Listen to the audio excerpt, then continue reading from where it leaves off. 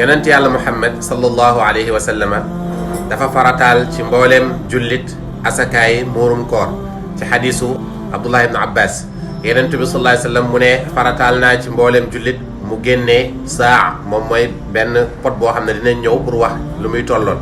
lan mooy xikma lan mooy raison bu tax ñu farataal ko ci kaw jullit ñi ñaari mbir la benn mooy pour setal nit ki ci durant weeru koor gi ci ñaawteef yoo xamante ne rëcc na ko mu def ko beneen bi mooy fexe ba miskin yépp am lu ñu mën a dundalee bés bi ba kenn du soxla dem di tàllal loxo keneen. charte yi nga xamante ne ñoom ñooy tax mu war génn ci nit ñaar la ba tey benn bi mooy nekk jullit deuxième bi moom mooy nga am loo xamante ne doy na la ci bés boobu noonu ak guddi gi. ci kan lay war ci moom dafay war ci chaque personne ak koo xamante ne yow yaa ko war a dundal maanaam la personne bu fekkee ne am na capacité mën a dundal boppam moom dafay war ci moom bu fekkee ne dafa nekk ci suufu keneen kooku tamit moom moo war ci moom pour mu génneel ko asakaay murum koor bu fekkee ne jullit la. nan lay toll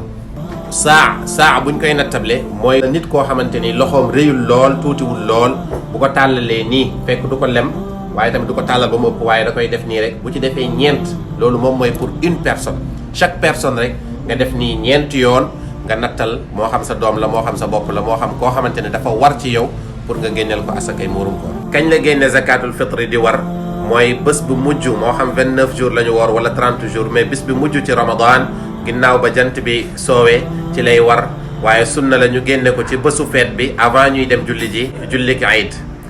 dagan na nag nit ki génne ko benn fan ba ñaari fan avant dernier jour bi maanaam mu génne ko 28e jour wala 29e jour. dafay xaraam nag ci koo xamante ne am na ko mu yéexal ko ba bésu feet bi ba jant bi soow ci bésu feet bi waaye bu fekkee ne nit koo xamante ne yaatule na am na ko day nekk bor ci moom daf koy fay ànd ak ne amul zakatul fitr waaye koo xamante ne amu ko woon ba jant bi soow kooku wàcc na ci moom. ñuy préciser ne yenent bi sallallahu alayhi wa sallam ak saxaaba yi ñoom ñëpp dund nañ ba génn àdduna kenn ci ñoom musta génne zakatul fitr ci alal ci xaalis musta am ci ay ñam rek lañ koy génne ndax yenent bi sallallahu alayhi wa sallam loolu la jàngale. nit ki bu fekkee ne bëgg nga mucc rek jëlal alal bi nga nar a génnee nga jënd ci ceeb wala dugub wala mbokk wala yi nga xamante ne dañ koy génne zakatul fitr boo paree nag boo bëggee dimbali borom bu la neexee nga jël xaalis nga teg ci waaye comme que yenent bi sallallahu alayhi wasallam ba mu koy farataal daf kaa faratalee ci ñam naka noonu ba mu koy génne moom ay saxaabam dañ kaa génne ci ñam naka noonu booleem borom xam-xam yi lu dul Abu Hanifa ñoom ñëpp dañoo d'accord ne du wér nga génne ko lu dul ñam donc bu nit ki bëggee muccal boppam